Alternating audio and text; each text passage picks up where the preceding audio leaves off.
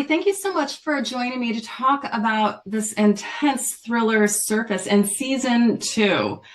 Gugu, I'd like to start with you. What was it about this story and this role that made you want to wear two hats, essentially? You're executive producing it or co-executive producing, and the lead role of Sophie.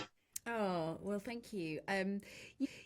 For me, going back to when I first started the project, it was Hello Sunshine, Reese Witherspoon's company that were attached. There was no Apple at that point, but I had been fortunate enough to work with Hello Sunshine and Apple on the morning show and had an incredible experience with them with that role and that show. And I knew that they made really empowering female-driven stories. So as soon as I knew that Hello Sunshine were part of this, I was all in, and especially as Reese Witherspoon, as it's her company.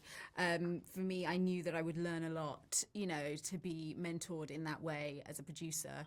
And then coming on board, when it's such a juicy lead role, I really hadn't seen a story like this for TV, in terms of memory and, this noir style thriller as we start out in season one. So I thought it was an amazing opportunity to sort of grow and, stretch some different muscles. Very good. Millie, your role is just as complicated, I think, as Gugu's as Sophie.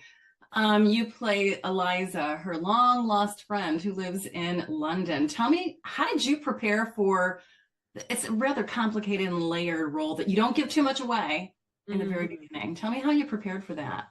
I think for me, I think I really wanted the focus to be on the internal conflict that Eliza was experiencing. I think that it was such a rich world in sort of more ways than one, where she's from this really aristocratic family where they kind of want to keep their secrets where they are.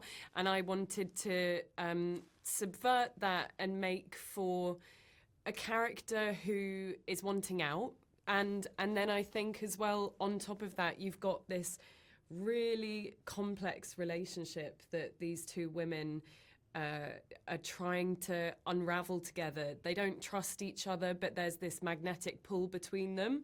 And so there were loads of different elements to play with. And I think that our showrunner, Veronica West, the way that she kind of weaves this world together, it's complex, but it's also like, it's really accessible for people to relate to as well. I think that Eliza, is a character that's flawed like the rest of us and struggles, and so there's a lot of humanity in her. Very good. I know I'm running out of time. I could talk with you for an hour about these characters. Real quickly, I only let myself watch 2 episodes, so I didn't give anything away.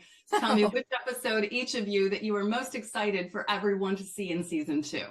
Oh my gosh, we've got to get to the end. You've got to get to the finale. I mean, I think every episode has so many different twists and turns. I think particularly for our characters dynamic, there is, a really big episode 4.